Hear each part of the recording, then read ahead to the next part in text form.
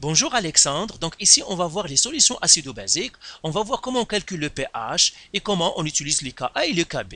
Alors regardons un exercice ici ils nous disent soit une solution de KOH, base forte, dont la concentration est de 8,5 fois 10 à la moins 2 mol par litre. Que vaut la concentration OH+, et le pH de cette solution? Donc ici, on va faire un petit rappel. Comment je calcule en fait le pH? Eh bien, le pH, comment je le calcule? Eh bien, je le calcule en faisant moins log de la concentration de H+. Donc, je dois chercher la concentration de H+, ça veut dire combien de mol par litre j'ai. Et puis, je fais 100 log et après, je fais un moins. Maintenant, regardons l'exercice. Qu'est-ce qu'ils nous disent ici? Ils nous disent, nous avons une solution de base forte, KOH, ça veut dire qu'il se dissocie complètement. La concentration qu'on a mis au début, c'est 8,5 fois 10 à la moins 2 mol par litre. Que vaut la concentration en H+? Eh bien, tout simplement, pourquoi? Parce que GKOH, c'est une base forte, ça veut dire qu'il va se dissocier complètement, qui va me donner K+, plus OH-. Et puisque tout va se dissocier, ça veut dire, au début, j'ai commencé avec 8,5 fois 10 à la moins 2 mol par litre.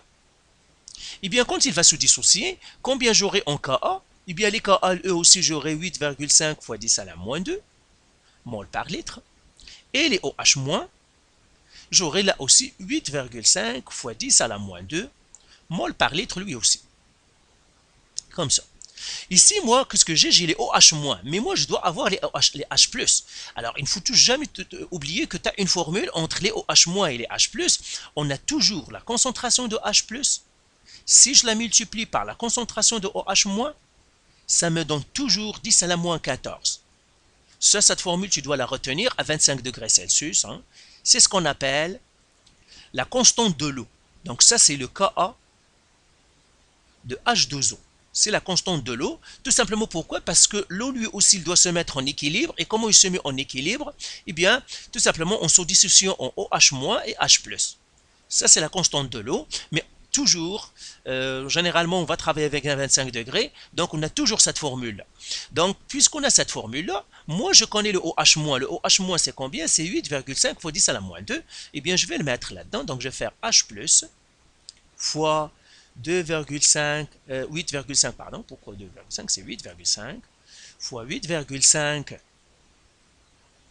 fois 10 à la moins 2 égale à 10 à la moins 14. Et là, il suffit que j'isole la variable H+, donc je dois diviser par 8,5 fois 10 à la moins 2, et je dois diviser ici par 8,5 fois 10 à la moins 2, qui devrait me donner, donc calculatrice, alors, je vais faire 10 à la moins 14, donc 10 exposant moins 14, qui devra diviser, je mets les parenthèses, n'oublie jamais que si tu mets ces choses-là dans la calculatrice, n'oublie jamais de mettre les parenthèses. Alors, qui divise 8,5, donc 8,5 fois 10, exposant moins 2. Exposant moins 2, je ferme la parenthèse et je fais 16 égales. Donc, ça me donne en fait 1,17 fois 10 à la moins 13. Donc, la concentration de H+, donc je réponds ici, concentration de H+, donc là, j'ai trouvé mon H+, donc je vais l'écrire quelque part, donc je vais enlever ça, tout simplement pour que je puisse mettre mes réponses. Donc, concentration de H+, elle est égale à 1,17 fois 10 à la moins 13, et ça se voit, pourquoi? Parce que la solution est basique, ça veut dire il y a moins de H+. Si on a plus de H+, ça veut dire la solution est acide. Maintenant, je calcule le pH. Le pH, on a dit comment on le calcule, c'est moins log de la concentration de H+. Et bien tout simplement, ça va faire moins log de 1,17 fois 10 à la moins 13. Là encore, je vais partir à ma calculatrice, et là, je vais tout effacer, et je vais dire log, ben, je vais faire moins log, je fais la parenthèse, je vais écrire la réponse que j'avais eue, ferme la parenthèse, et je fais égal. Donc ça me donne, le pH, ça me donne 12,92. Donc ça c'est donc le pH, ici, j'écris pH est égal à 12,92. Et tu vois, c'est une base forte, donc c'est pour ça qu'il m'a donné un pH qui est très élevé parce qu'on a dit l'échelle de pH, je te fais un petit rappel. On a l'échelle de pH de 0 à 14. Ici, on a le 7. Au 7, on est neutre. Ici, on est acide. Ici, on est base. Plus on s'approche du 14, plus la base est forte. Plus on s'approche du 0, plus l'acide est fort. Donc, tu vois, on s'approche du 14, ça veut dire la base est forte. Alors, regardons maintenant un deuxième exercice. Ici, ils nous disent, pour les substances suivantes, trouvez la concentration en H+, et la concentration en OH-. Donc là, on fait le contraire. Maintenant, on a dit comment on calcule le pH. On calcule le pH avec pH est égal à moins log de concentration de H+. Eh bien, comment je calcule la concentration de H+, si je connais le pH? Eh bien, je vais tout simplement faire 10 exposant moins le pH. C'est ce que je dois faire. Donc, tout simplement à la place du pH pour trouver la concentration. Alors, faisons pour le premier. Donc, je dois faire concentration de H+, est égal à 10, exposant moins le pH, c'est combien? 11,5. Je vais écrire moins 11,5. Et je fais égal, encore une fois, calculatrice. Donc là, je dois écrire 10, exposant moins 11,5. Et ça me donne, donc tu vois, c'est une base très forte, donc ça me donne 3,16 fois 10 à la moins 12. Donc là, c'est, je l'écris ici, donc concentration de H+, elle est égale à 3,16 fois 10 à la moins 12 mol par litre. Et ça nous dit, hein, c'est très très petit parce que la solution est basique. Maintenant, comment je vais calculer les OH-? On a dit qu'on a concentration de H+, fois la concentration de OH-, toujours égale à 10 à la moins 14. Donc ça, c'est la formule. Quand j'ai les H+, comment je trouve les H-, j'applique toujours cette formule-là, avec la constante de l'eau. Et là, maintenant, je connais le H+, le H+, je vais le remplacer par sa valeur, 3,16 fois 10 à la moins 12, qui multiplie le OH-, qui me donnerait 10 à la moins 14. Alors, comment je vais calculer la concentration de OH-? Et bien, tout simplement, je vais isoler la variable. Ça veut dire, je vais diviser ici par 3,16 fois 10 à la moins 2. À la moins 12, pardon. Et je vais diviser ici par 3,16 fois 10 à la moins 12. Alors, encore une fois, la calculatrice. Donc là, je vais effacer tout ça. Et je vais faire 10 exposant moins 14 qui devra diviser la réponse que j'avais avant. Donc là, je vais faire... alors je vais faire égal. Et là, ça me donne... non, je me suis trompé, donc je dois mettre des parenthèses. Donc c'est 10 exposant moins 14 qui devra diviser, parce que quand on a la notation scientifique, toujours mettre les parenthèses, qui devra diviser 3,16 fois 10 exposant moins 12. Et je ferme la parenthèse, qui me donnerait, eh bien, tu vois, ça me donne, je vais le mettre en notation scientifique, ça me donne 3. Donc, ici, je vais effacer ça. Donc, ça me donne, je vais le mettre en notation scientifique, ça me donne 3,16 fois 10 à la moins 3. Donc, ça, c'est mon OH-, tu vois que le OH- ici, concentration de OH-, je vois que la concentration de OH- est bien plus grande que la concentration de H+, et ça se comprend parce que c'est une base, fois 10 à la moins 3 mol par litre. Alors maintenant, on va calculer les HCl. Pour le HCl, lui, c'est un acide. Donc la même chose, comment je vais calculer les H+, ben, la même formule, concentration des H+, c'est 10 exposant moins le pH. Et là, je vais faire concentration de H+, elle est égale à 10, exposant moins le pH, c'est 0,2. C'est ce que je vais donner à la calculatrice. Donc là, j'efface tout ça, je fais 10, exposant moins 0,2, et je fais égal, et bien ça me donne 0,63 mol par litre. Donc, parce que 0,2, c'est un acide très fort. Maintenant, comment je vais calculer le OH-? La même chose, je dis concentration de H+, fois la concentration de OH- devra me donner 10 à la moins 14. Là, je remplace par les choses que je connais. Je connais le H+, donc je fais 0,63 mol par litre, fois la concentration de OH- qui devrait me donner 10 à la moins 14.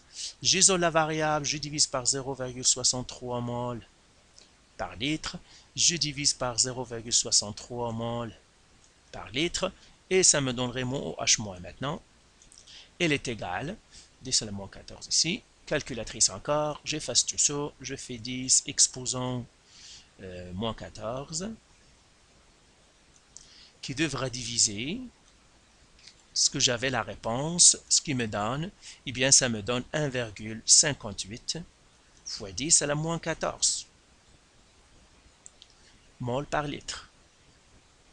Donc la solution est très acide, ça veut dire la concentration. Alors j'écris premièrement les H+ ici, qu'est-ce que j'ai trouvé?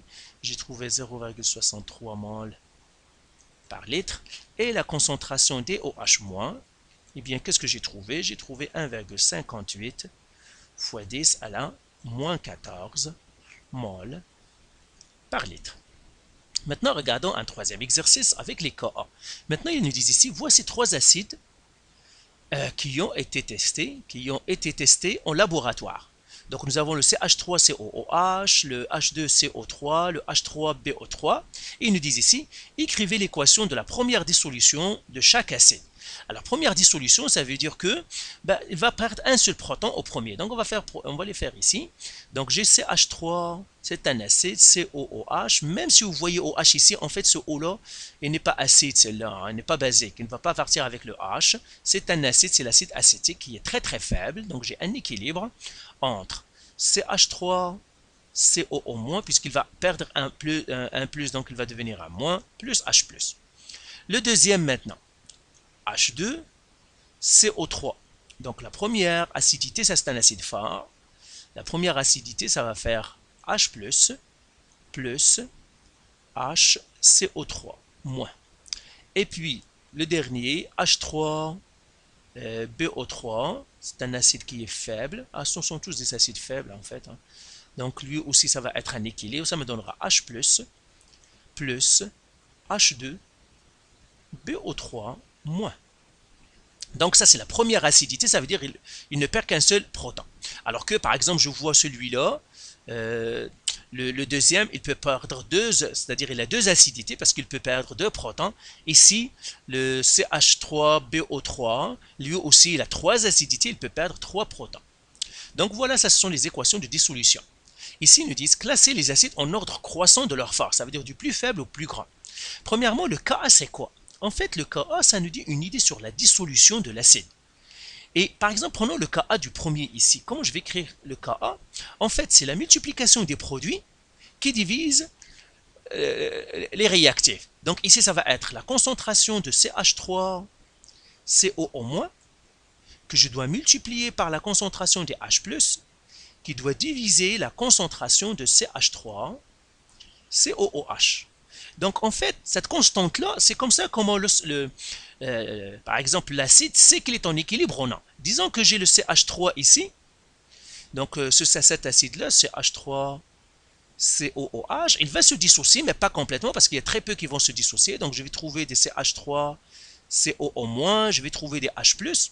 Et comment l'acide sait qu'il est en équilibre? Eh bien tout simplement, tout se passe comme s'il fait une multiplication. Il dit combien on est en CH3COO-, je vais le multiplier par combien on est en H+, je le divise par CH3COOH et je vais voir est-ce qu'il est égal à un certain nombre qui doit toujours être le même. S'il est égal à son nombre, ça veut dire que je suis en équilibre. Sinon, eh bien, je dois continuer à me dissocier ou je dois me recombiner. Donc, c'est ça la constante d'équilibre. Cette constante d'équilibre, ça me donne une idée de l'acide. Plus le Ka est petit, plus l'acide est faible. Plus le Ka est grand, plus l'acide est fort. Donc ici, on va les classer en ordre croissant. Ça veut dire de l'acide faible à l'acide fort. Donc, je regarde celui qui a le Ka le plus petit. Ben là, celui qui est le Ka le plus petit, c'est celui qui est le 10 à la moins 10. Donc, j'ai 0,10 en quelque sorte. Donc, l'acide le plus faible, c'est le H3BO3. Celui qui est le Ka qui est le plus faible après lui, c'est le deuxième. Donc, ça va être H2CO3. Et celui qui a le plus grand Ka parmi les trois, c'est le dernier. Donc, c'est le CH3. COOH. Donc, c'est comme ça comment on connaît la force d'un acide. C'est tout simplement, on regarde son Ka. Plus son Ka est grand, plus il est fort. Plus son Ka est faible, plus son Ka est petit, plus il est faible.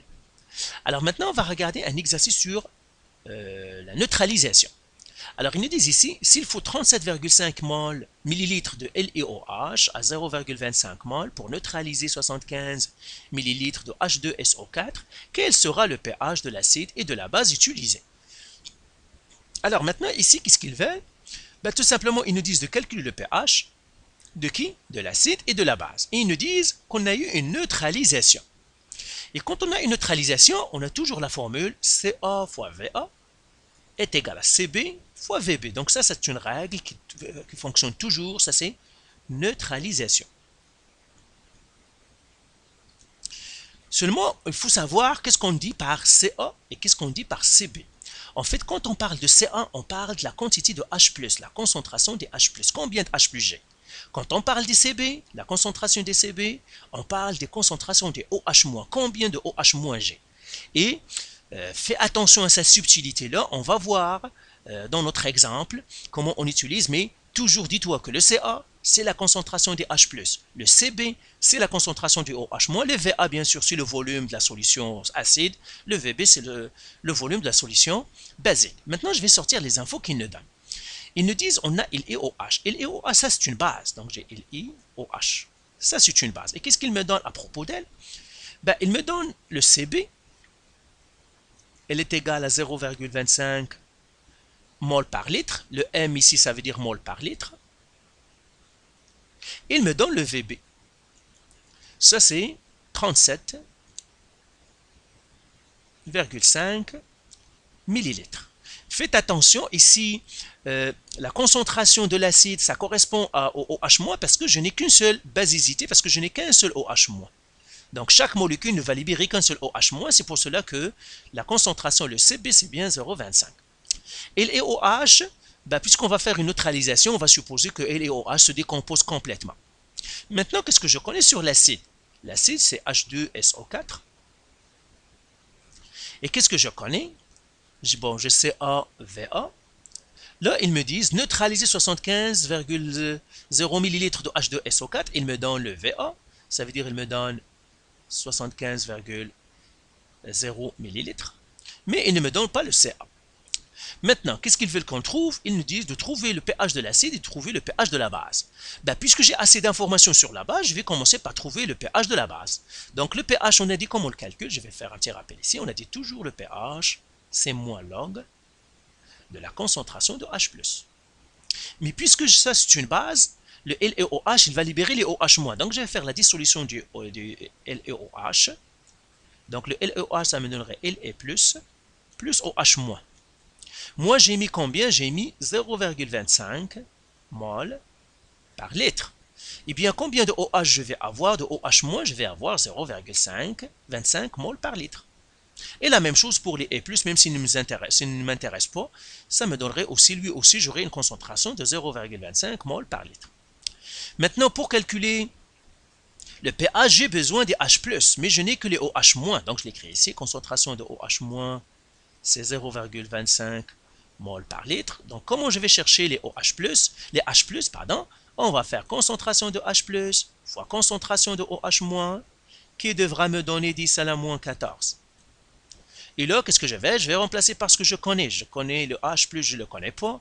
Donc, fois 0,25 mol par litre, qui devrait me donner 10 à la moins 14. Donc, pour isoler la variable, je vais diviser par 0,25 mol par litre. Je vais diviser par 0,25 mol par litre. Et là, je vais trouver mon H+, de la base. Donc, combien j'ai de la base? Donc, calculatrice.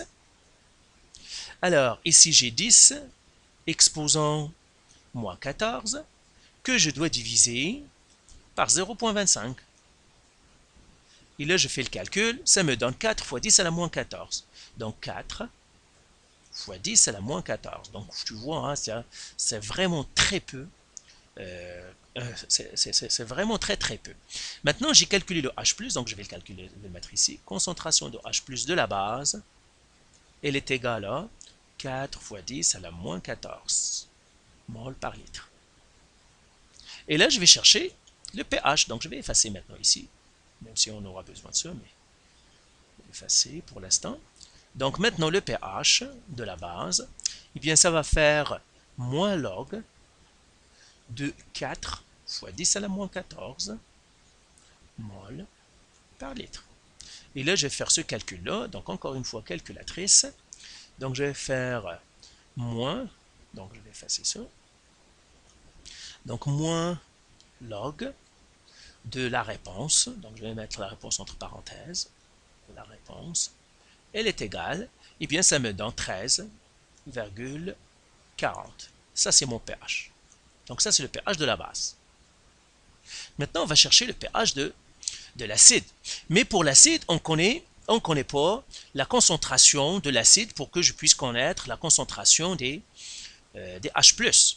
Mais je sais qu'il y a la neutralisation. On a dit la neutralisation, c'est CaVa est égal à CbVB. Ben, je vais l'appliquer ici. Donc, j'ai CaVa est égal à Cb fois Vb. Ca, je ne le connais pas. Le Va, je le connais, c'est 75 millilitres. Égal, le Cb, je le connais, c'est 0,25 mol par litre. Fois le Vb, lui aussi je le connais, c'est 35,5 millilitres.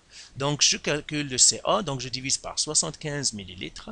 Je divise par 75 millilitres. Et là, ça me donnerait mon Ca, elle est égale, donc calculatrice encore. Donc là, je vais avoir 0,25 qui multiplie 35,5. Ah, pardon, je dois être 0,25 qui multiplie 35,5 qui devra diviser 75. Et bien, ça me donne le Ca, c'est 0,118 mol par litre. Et on a dit le Ca, c'est quoi? C'est la concentration des H+. Alors maintenant, pour calculer le pH, il suffit que je fasse ma formule, moins log, de la concentration de H+. Donc je fais moins log de 0,118. Et puis je calcule mon pH maintenant, égal. Donc là, j'efface tout ça, je fais moins log, parenthèse, la réponse que j'avais avant, je ferme la parenthèse et je fais égal, ça me donne 0,92. C'est ça mon pH. Donc voilà pour comment calculer le pH un petit peu.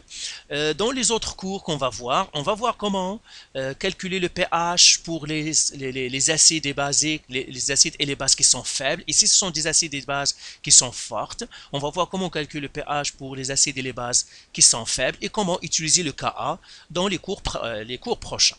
Donc voilà, révise ça, fais les exercices du site pour cette partie-là, jusqu'à ce qu'on fasse la deuxième partie. Donc voilà.